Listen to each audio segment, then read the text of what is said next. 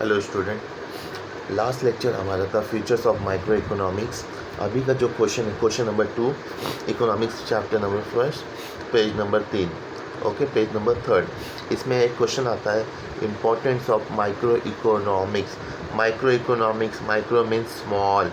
Micro economics किसके बारे में बात करता है? Micro economics small, individual consumer, individual producer, individual firms, individual household, इन सब के बारे में बात करता है। लेकिन वो इंडिविजुअल होना चाहिए, एक एक होना चाहिए, एक साथ नहीं होना चाहिए। That's why individual. ओके, तो हम यहाँ पे पढ़ेंगे। और माइक्रो इकोनॉमिक्स को प्राइस थ्योरी कहा गया है, याद रखना, प्राइस थ्योरी। ये प्राइस बताता है हर एक चीज़ का, माइक्रो इकोनॉमिक्स। ओके, ये सॉरी, ये मीनिंग में पढ़ा था। अब पढ़ेंगे importance of the micro economics. Micro economics का इंपॉर्टेंट क्या? पहला important, price determination. Price decide करने में माइक्रो इकोनॉमिक्स बहुत यूज़ होता है। नाउ डे आजकल अगर आप देखो, कोई मोबाइल है, कोई प्रोडक्ट है जो आप खाते हो रेगुलर, फूड प्रोडक्ट हो गया या कैपिटल प्रोडक्ट हो गया, उसका प्राइस डिसाइड करने में भी माइक्रो इकोनॉमिक्स का रोल प्ले होता है। वो कैसे हो अभी आपको पूरा पढ़ना पड़ेगा, इकोनॉमिक्स तब आपको समझेगा। तो micro economics explain how the price of the different product and various factor of production are determined. How the product और वेरियस प्रोडक्ट का फैक्टर कैसे डिसाइड होता है, प्राइस, ये बताता है। Point number 2, free market economics. Micro economics ये free market economics है।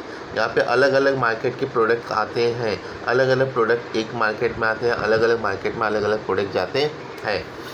Microeconomics help in understanding the working of free market economics. A free market economics is that economics where the economic decision regarding the production of goods such as what to produce, how much to produce, how to produce.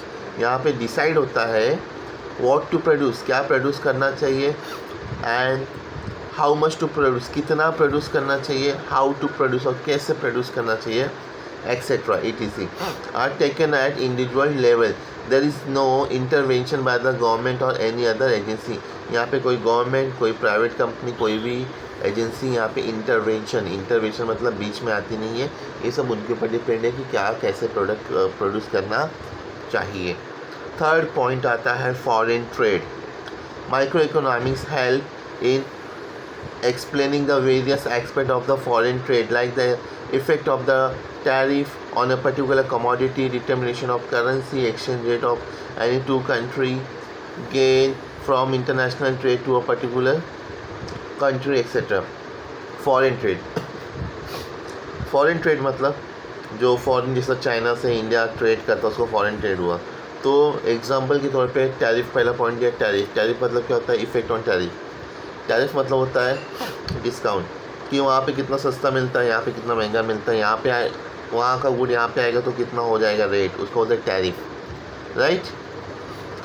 ये हो गया। On a particular commodity, determination of currency exchange rate, और decide होता है economics के base पे ही decide होता है करेंसी इकोनॉमिक्स रेट। अभी $1 की कीमत पहले 60 थी, अभी 70 हो गई। ये इकोनॉमिक्स पे डिपेंड करता है, क्योंकि अभी इकोनॉमिक्स डाउन पड़ रहा है, इकोनॉमिक्स बैडली जा रहा है, इसलिए फॉरेन रेट बढ़ रहा है और इंडियन रुपीज़ बढ़ रहा है और उनका रेट ये हो रहा है, इंक्रीज डोमिनेट कर रहा है, बिकॉज इकोनॉमिक्स कंडीशन हमारा डाउन है, इसलिए हमारा रुपया, मतलब वहाँ का ₹1 यहाँ पे पहले 60 था, अब ₹80 होने को आ गया है। तो ये इकोनॉमिक डिसाइड करता है, याद रखो, फॉरेन एक ट्रेड में आ जाता है ये। ओके, फोर्थ पॉइंट आता है economics model building. Micro economics help in the understanding the very complex economic situation with the help of economics model. Micro economic decide करता है कि माइक्रो इकोनॉमिक्स के बेस पे देश का, कंट्री का economics, national economics and international economics कैसे buildup करेगा, वो अपने आप को कैसे बढ़ाएंगे। It's totally depend on micro economics. Okay, it has made a valuable contribution to the economics via developing various terms, concept, terminology, tools of economics analysis, etc. Economics model are built using various economics variable. जब micro economic decide होता है तो उसमें बहुत सारे variables आते हैं। Variables मतलब एक चीज़ नहीं आती, बहुत सारी बातें, बहुत अलग अलग चीज़ें आती है, उसको वेरिएबल कहते हैं। तो वो सब चीज़ों को मिला के ये माइक्रो इकोनॉमिक्स बनता है, और माइक्रो इकोनॉमिक्स से मॉडल ऑफ इकोनॉमिक्स बिल्डिंग बनता है कि कैसे इकोनॉमिक्स को आगे बढ़ाया जाए। पाँचवा पॉइंट आता है business decision. Yeah, microeconomic theory are helpful to businessman for taking the crucial business decision. Yeah, simple है वो स्टूडेंट, यहाँ पे कोई भी बिजनेस डिसीजन लेना है तो माइक्रो इकोनॉमिक डिसाइड करती है। अभी देखो, अभी देश का इकोनॉमिक्स डाउन है, अगर मैं कोई बिजनेस करना चाहूँगा तो मैं बिजनेस शायद कर लूँ, लेकिन कस्टमर जिनको सैलरी नहीं मिल रहा है तो मेरा प्रोडक्ट वो शायद नहीं ले पाएंगे क्योंकि उनके पास पैसा नहीं है। तो ये बैड इकोनॉमिक्स चल रहा है। अगर इकोनॉमिक्स अच्छा चलता, सबके पास पैसा रहता, तो फिर मैं कुछ भी प्रोडक्ट बेच सकता था, वो आराम से ले लेते थे। फॉर एग्जांपल रियल एस्टेट, अगर आप मुझे बोलोगे सर आप अभी एक 1 BHK का प्रॉपर्टी ले लो, मैं नहीं ले सकता क्योंकि इकोनॉमिक्स डाउन है, मेरे पास पैसे नहीं है। अगर इकोनॉमिक्स अच्छा रहता तो मेरे पास पैसे रहते तो मैं इन्वेस्ट कर सकता था। ओके, तो यहाँ पे बिजनेस डिसीजन भी इकोनॉमिक्स के बेस पे होता है और माइक्रो इकोनॉमिक्स पे बिजनेस डिसीजन लिया जाता है। Useful to the government, yes microeconomics useful है किसके लिए? गवर्नमेंट के लिए, पॉलिसी बनाने के लिए। अगर इकोनॉमिक्स अच्छा है तो टैक्स ज़्यादा रहेगा, इकोनॉमिक्स ख़राब है तो टैक्स कम रहेगा, गवर्नमेंट भी यहाँ पे डिस्काउंट वगैरह देगा जिसको बोलते हैं rebate. It is useful to the government in the framing economics policy such as, कौन सी पॉलिसी है? टैक्सेशन पॉलिसी है, मतलब टैक्स को लेके। पब्लिक एक्सपेंडिचर पॉलिसी है, पब्लिक पे एक्सपेंडिचर जो करना, जैसा मोदी ने बोल दिया 20 लाख करोड़ दे रहे हैं पब्लिक, वो एक्सपेंडिचर पॉलिसी हो गई। प्राइस पॉलिसी हो गई, जैसा प्राइस डिसाइड करना होगा कि मेरा प्रोडक्ट अभी 50 का नहीं 100 का है, या 100 का नहीं 25 का है, ऐसा। ये सब गवर्नमेंट के लिए माइक्रो इकोनॉमिक्स के बेस पे बनता है। माइक्रो इकोनॉमिक्स स्टडी करता है गवर्नमेंट हर साल, उसके बेस पे पॉलिसी बनाता है। ये बात याद रखो। ओके, आपको काम आएगा समझने के लिए भी और आगे भी काम आएगा।